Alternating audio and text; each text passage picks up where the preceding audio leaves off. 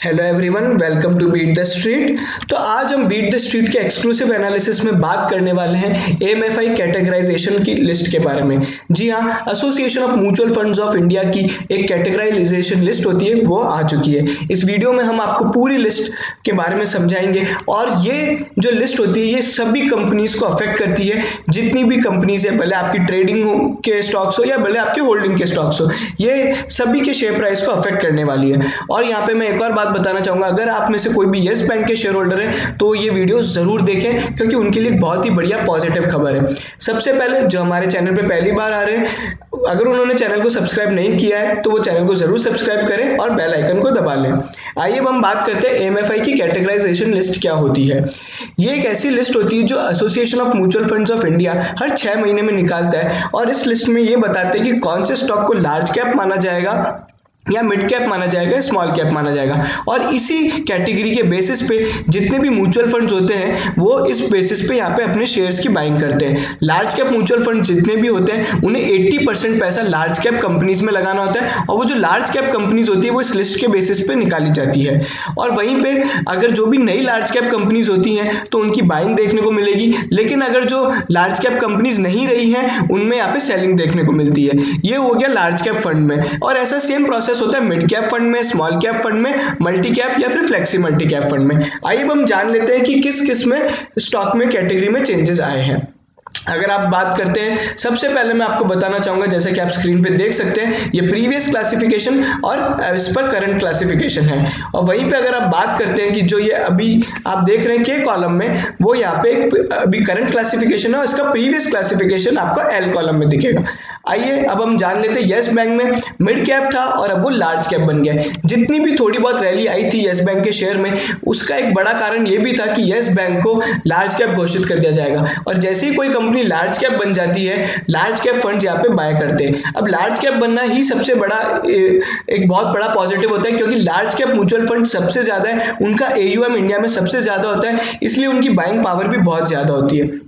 इस तरह की और कंपनी है gland pharma, Adani enterprises, pi industries, Jubilant FoodWorks, Hindustan aeronautics, जिन्हें मिड कैप से लार्ज कैप कर दिया है। अभी सभी लार्ज कैप फंड इसमें बाय करेंगे।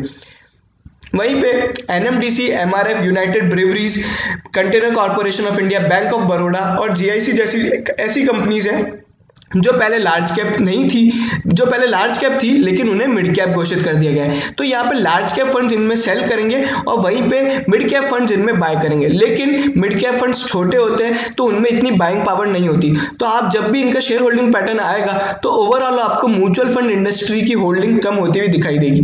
वहीं पे कुछ कंपनी ऐसी है जैसे इंडिया मार्ट, इंडिया मैश, वो पहले स्मॉल कैप थी और उसे मिड कैप बना दिया गया। डिक्सन टेक्नोलॉजीज शानदार रैली थी, जो पहले एक स्मॉल कैप कंपनी हुआ करती थी वो उसे अब मिड कैप बना दिया गया। नवीन फ्लोरोसिन, एस्ट्राजेनेका फार्मा, ये कुछ ऐसी कंपनीज है जहां पे यहाँ पे रिक्लासिफिकेशन देखने को मिला है।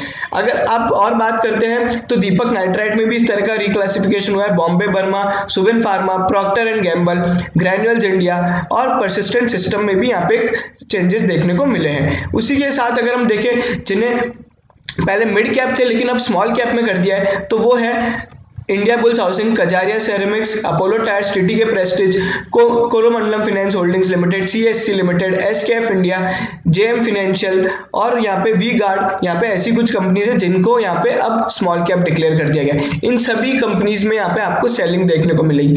वहीं पे जो कैम्स है उसे स्मॉल कैप माना गया है, पहले ये अभी न्यूली लिस्टेड कंपनी, तो इसका प्रीवियस क्लासिफिकेशन अवेलेबल नहीं है।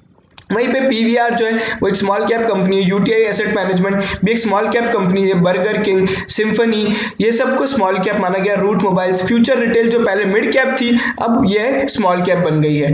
हैप्पीएस्ट माइंड्स को भी यहाँ पे स्मॉल कैप माना गया है। रोजेरी बायोटेक भी स्मॉल कैप में, मजडा भी यहाँ पे स्मॉल कैप में, इक्विटा स्मॉल फाइनेंस भी यहाँ पे स्मॉल कैप में है। एंजल ब्रोकिंग, मिसेस बैक्टर, ये सब भी स्मॉल कैप में। तो अगर आप देखेंगे तो सभी जो न्यूली लिस्टेड कंपनीज है उनका भी मार्केट कैपिटलाइजेशन काफी कम है क्योंकि कोई बड़ा आईपीओ नहीं आया था, तो ये सभी कंपनीज को स्मॉल कैप माना गया है। ये लिस्ट का हम लोग लिंक आपके डिस्क्रिप्शन में डाल देंगे ताकि आप और एनालाइज कर सकें, और आप हमारे चैनल को बिल्कुल सब्सक्राइब कर लीजिए क्योंकि हम इसके बाद, इस जस्ट वीडियो के बाद हम लोग पर्टिकुलर एक एक स्टॉक के स्पेसिफिक बात करने वाले हैं। जैसे कि अब यस बैंक के बारे में बात करेंगे अगले वीडियो में, जिसमें हम आपको बताएंगे कि इस रिकैटेगराइजेशन से क्या चेंजेस देखने को मिलेंगे, शेयर प्राइस आपका क्या होना चाहिए, आपकी ट्रेडिंग स्ट्रेटेजी क्या होनी चाहिए और टारगेट प्राइस क्या होगा। ये इसी तरह के स्टॉक्स आप और देख सकते हैं, लिस्ट काफी लंबी होती है, और हमने यहाँ पे ये भी बताया कि ये कौन कौन से स्टॉक्स में चेंजेस आए और कौन से स्टॉक्स में चेंजेस नहीं आए। जैसा कि अगर आप नो करेंगे तो यहाँ पे आपको पता पड़ेगा इन स्टॉक्स में कोई चेंजेस नहीं आए, जैसे Reliance industries, TCS, HDFC, Hindustan Unilever, Infosys, Bajaj finance, Maruti Suzuki, इस तरह की सभी बड़ी कंपनियों में कोई चेंजेस नहीं आए हैं। आइए, अगर आपको ये वीडियो पसंद आया हो तो इसे लाइक कीजिए, शेयर कीजिए, सब्सक्राइब जरूर कीजिएगा हमारे चैनल पे। और मैं आपको एक और बात बताना चाहूंगा कि ये AMFI की जो लिस्ट है ये सबसे पहले यूट्यूब पे और किसी भी सोशल मीडिया पे सबसे पहले हम लेके आए हैं। अगर आप इसी तरह की जानकारी सबसे पहले जानना चाहते हैं तो हमारे चैनल को जरूर सब्सक्राइब कर लीजिए और बेल आइकन को दबाइए।